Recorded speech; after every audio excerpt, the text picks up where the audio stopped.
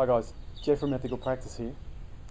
Welcome to part 2 of our health practice marketing series, and today we're going to be talking about, as promised, my favourite type of marketing, which is cheap marketing. So cheap, in fact, it's free. In my first 10 years of practice, I did virtually no advertising. I think I did maybe one flyer drop, a couple of flyers in some shops, and maybe one newspaper ad. And yet I managed to develop a successful practice to the point where I was seeing 45 clients plus a week. I was booked out for a month in advance, and I had 30 people a week on a cancellation list. So I was doing pretty well. So what was it then that was creating this success? Well, when I first started out, everyone kept telling me, you've got to go out and network. You've got to go out and talk to other practitioners.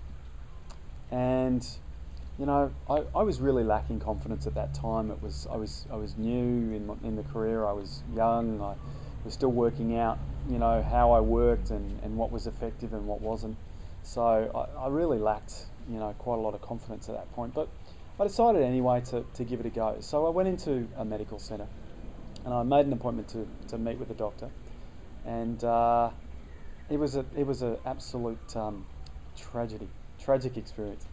The GP really had no interest in what I was talking about. Certainly didn't see the value in it. Didn't really believe in it. So it was a little bit soul destroying, to be honest. So I just thought to myself, there is no way I'm doing that again. So a few years later, I sat down and I was doing some statistics one day, working out how many clients I'd seen, all that sort of stuff. And one of the things that I really picked up was I was actually retaining clients quite well. So that kind of indicated to me that I was actually doing a good job. People were happy with what I was doing. So it gave me a bit of a confidence boost.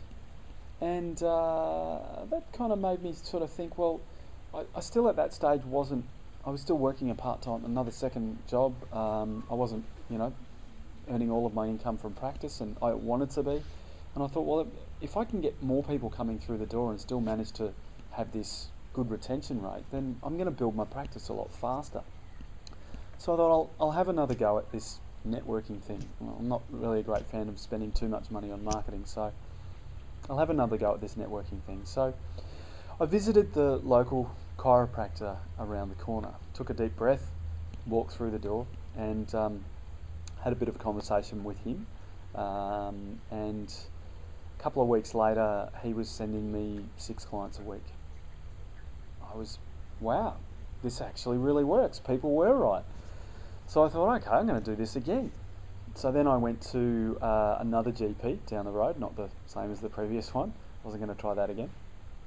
And all of a sudden they started sending clients to me. This is fantastic. I've got this sussed now.